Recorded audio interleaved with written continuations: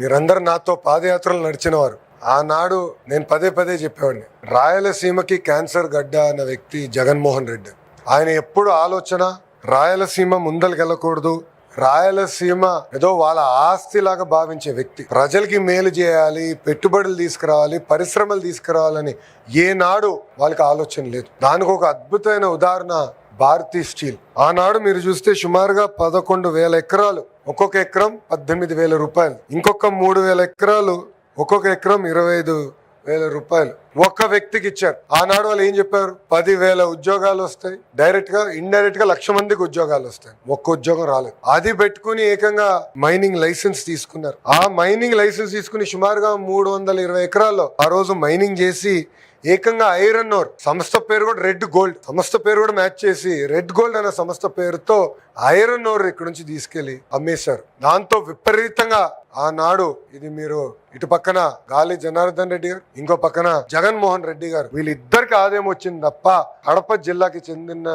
నిరుద్యోగ యువకులకి ఒక్క ఉద్యోగం కూడా రాని పరిస్థితి. ఇంతేకాదు, మీరందరూ ప్రజలందరూ ఒక విషయం ఆలోచించాలి. 2017లో ఆనాడు పెనుగొండ నియోజకవర్గంలో ప్రజలందరికీ పిలిపించి ఒక 1000 ఎకరాలు ఇవ్వండి, కేవలం కియానే కాదు కియా అనుబంధ విభాగాలు కూడా మేము తీసుకొస్తాం, పెద్ద ఎత్తున నిరుద్యోగ యువకులకు ఉద్యోగాలు కల్పిస్తాం అన్నాడు హామీ ఇచ్చాం. ఇప్పుడు ప్రత్యక్షంగా పరోక్షంగా మీరు చూస్తే సుమారుగా 30,000 మంది ఆ ఒక్క ఎకో సిస్టమ్ పైన ఆధారపడి ఉన్నారు. అది ఈ కూటమి ప్రభుత్వానికి ఉన్న చిత్తశుద్ధి. 2019 నుంచి 24 వరకు మీరు చూసారు వాళ్ళు ఎట్లా బెదిరించారు. కియా యజమాని బెదిరించారు. దాల్మియా సిమెంట్ కి ఏకంగా నోటీస్ పంపించి ఫ్యాక్టరీ మూసేయండి అని చెప్పారు. కారణం ఏంటంటే వాళ్ళు అడిగింది వీళ్ళు ఇవ్వలేదని. అంటే అడుగడుగునా పారిశ్రామికవేత్తలు ఇబ్బంది పెడదాం, వాళ్ళ దగ్గర డబ్బులు తీసుకుందాం, అప్పుడు ఫ్యాక్టరీ నడినిద్దాం, లేదంటే ఫ్యాక్టరీ మూసేద్దాం అనే ఆలోచన వాళ్ళకు ఉండేది. 5 సంవత్సరాలు యువతకు ఒక్కరికి ఉద్యోగం రాలే, అనేక ఇబ్బందులు ఎదుర్కొన్నారు.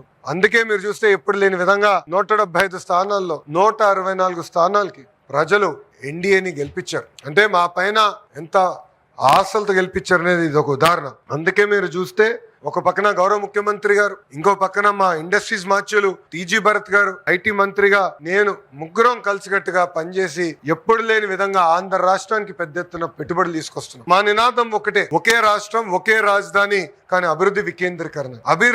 అభివృద్ధి వికేంద్రీకరణ అనేది ఈరోజు కొత్తగా మేము చెప్పింది కాదు. ఆనాడు అమరావతి ప్రకటించే ముందల 2014లో శాసనసభ సాక్షిగా ఏ జిల్లాకి ఎలాంటి పరిశ్రమలు మేము తీసుకొస్తాం, ఎక్కడ ఎయిర్పోర్ట్లు కడతామని ఆనాడే గౌరవ ముఖ్యమంత్రి గారు చెప్తాం జరిగింది. ఈ రోజు ప్రజలందరూ గమనించాలి, పెద్ద ఎత్తున పరిశ్రమలు వస్తున్నాయి.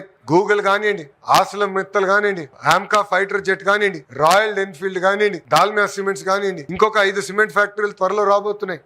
ఇట్లా భారతదేశంలో ఏ రాష్ట్రంలో జరిగిన విధంగా పెద్ద ఎత్తున మేము పెట్టుబడులు తీసుకొస్తున్నాం, అభివృద్ధి చేసి మేము ముందరికి వెళ్తున్నాం.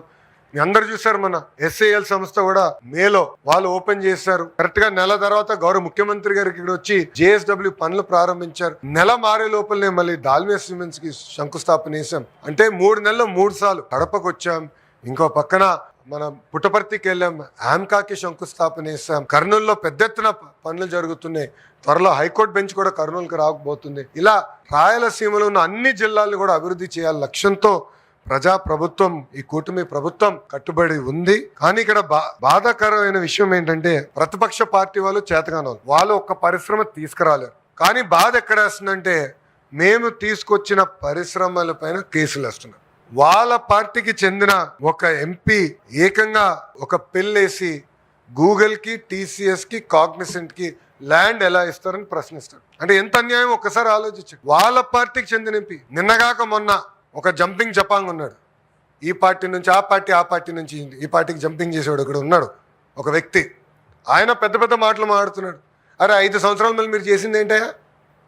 2022లో ఈ ఫ్యాక్టరీకి మీరు లీగల్ నోటీస్ పంపించారా లేదా? సమాధానం చెప్పమనండి. ఎస్ఏఎల్ని ఆపాలని ప్రయత్నిస్తారు, దాల్మియా సిమెంట్ ఫ్యాక్టరీని ఆపాలని ప్రయత్నిస్తారు. ప్రజలు స్వచ్ఛందంగా ముందలకు వచ్చి వాళ్ళ పిల్లల భవిష్యత్తు కోసం, పిల్లలకు ఉద్యోగాలు వస్తుందని వాళ్ళు భూములు ఇస్తే అదే ఊర్లకి ఆ జంపింగ్ జపాంగు, ఆ జఫా బ్యాచ్ వెళ్ళి ఏకంగా అక్కడ ప్రజల్ని రెచ్చగొడుతున్నారు. మేమెందుకు మిమ్మల్ని వదిలిపెడతాం? మేము లక్ష్యం పెట్టుకున్నాం 20 లక్షల ఉద్యోగాలు కల్పించాలని. ఆ లక్ష్యం సాధించే వరకు మేము ఎవరం పడుకోం. మంత్రివర్గం మేము అందరం ఉన్నాం, శాసనసభ్యులుగా మేము అందరం ఉన్నాం. మా గ్రాడ్యుయేట్ ఎమ్మెల్సీ గారు కూడా ఉన్నారు. ఆయన కూడా ఆనాడు చెప్పారు జాబ్ క్యాలెండర్ చేస్తామని. ఎస్, గర్వంగా చెప్తున్నా, 5 సంవత్సరాలు మీరు ఒక్క జాబ్ క్యాలెండర్ ఇవ్వలేదే. మేము జాబ్ క్యాలెండర్ ఇచ్చాం, అది ఈరోజు మేము అమలు చేస్తున్నాం. 16,000 పోస్టులో డిఎస్సి మేము భర్తీ చేశాం, 150 రోజుల్లో చేశాం. మీరేసారు 250 కేసులు, 50 కేసులు కోర్టు కూడా కొట్టేసింది. మాకు ఆ చిత్తశుద్ధి ఉంది కనుకనే ఈరోజు స్టే కూడా రాలేదు. ఒక పద్ధతి ప్రకారం చేసుకుంటూ వెళ్తున్నాం. మీరు ఎన్ని ఆరోపణలు చేసినా నమ్మేదానికి ప్రజలు సిద్ధంగా లేరు. ప్రజల్లో చైతన్యం ఉంది, మా అందరిలో కూడా చైతన్యం ఉంది. నిరుద్యోగ యువకులకి పెద్ద ఎత్తున ఉద్యోగాలు కల్పించాలని మీకు నిజంగానే చిత్తశుద్ధి ఉంటే 5 సంవత్సరాలు ఎందుకు మీరు చేయలేదు? టీచర్ రిక్రూట్మెంట్ డిఎస్సి ఎందుకు చేయలేదు? జాబ్ క్యాలెండర్ ఎందుకు మీరు విడుదల చేయలేదు? 5 సంవత్సరాలు ఎందుకు మీరు రాయలసీమ కనీసం ఒక్క పరిశ్రమ తీసుకురాలేదని నేను సూటిగా ప్రశ్నిస్తున్నా. ఏది ఏమైనా నిరుద్యోగ యువకులకి మేము అండగా నిలబడతాం. వాళ్ళకి ఉద్యోగాలు కల్పించే లక్ష్యం మాది ఒకటే పెట్టుకున్నాం.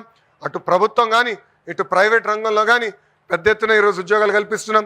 డిఎస్సి పూర్తి చేశాం, కానిస్టేబుల్ రిక్రూట్మెంట్ పూర్తి చేశాం, ఇప్పుడు జాబ్ క్యాలెండర్ విడుదల చేస్తున్నాం, అంగన్వాడీ టీచర్లు రిక్రూట్మెంట్ చేస్తున్నాం.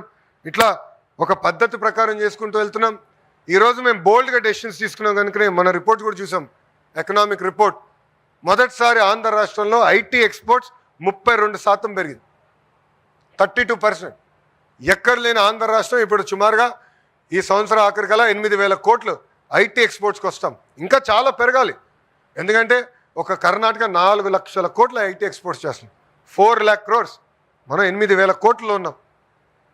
సో ప్రజలందరూ గమనించాలి. ఈరోజు పాలసీ తీసుకొస్తే నిరుద్యోగ యువకులకు ఉద్యోగాలు కల్పించడానికి తీసుకొస్తున్నాం.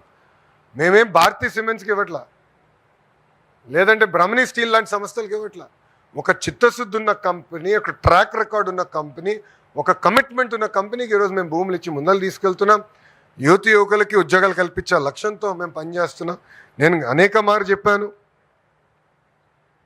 Jaganmohan Reddy brand very clear. ఆయన పేరులో జీలో చూస్తే గొడ్డెలు ఉంటుంది, గోల్డ్ మెడల్ ఉంటుంది. అదేవిధంగా ఆంధ్ర ప్రైడ్ అనుకోండి, ఇంకో బాటిల్ కూడా అప్పుడు వాళ్ళు తీసుకొచ్చారు. ఇలా ఏంటంటే వాళ్ళు ఆ బ్రాండ్ అవుతే కూటమి ప్రభుత్వాన్ని ఒక గూగుల్, ఒక ఆసిలర్ Mittal, Dalmia cements, royal Enfield, Kia, ఒక కాగ్నిసెంట్, ఒక టీసీఎస్ ఇలాంటి పరిశ్రమలు తీసుకొచ్చిన ఘనత మంది. నిరుద్యోగ యువకులందరూ కోరేది ఒకటే, మాయ మాటలు చెప్పి వాళ్ళు కప్పిపుచ్చుకోవడానికి ప్రయత్నిస్తున్నారు. మీరు అందరూ అప్రమత్తంగా ఉండండి. ప్రభుత్వం మీకోసం పనిచేస్తుంది, మీకు ఉద్యోగాలు కల్పించడానికి పనిచేస్తుంది. మీకు మేము అండగా నిలబడతాం. బాగా ప్రిపేర్ అవ్వండి. ఇంకో పక్కన జాబ్ క్యాలెండర్ ఎగ్జామ్స్ త్వరలో జరగబోతున్నాయి, డిఎస్సి కూడా రాబోతుంది. ప్రైవేట్ రంగంలో ఇప్పుడిప్పుడు పెట్టుబడులన్నీ గ్రౌండ్ అవుతున్నాయి, ఫ్యాక్టరీలన్నీ రెడీ అయ్యే సమయానికి నిరుద్యోగ యువకులు కూడా స్కిల్ అప్గ్రేడేషన్ చేసి వాళ్ళకి ఉద్యోగాలు కూడా కల్పించాల్సిన బాధ్యత మా పైన ఉంది.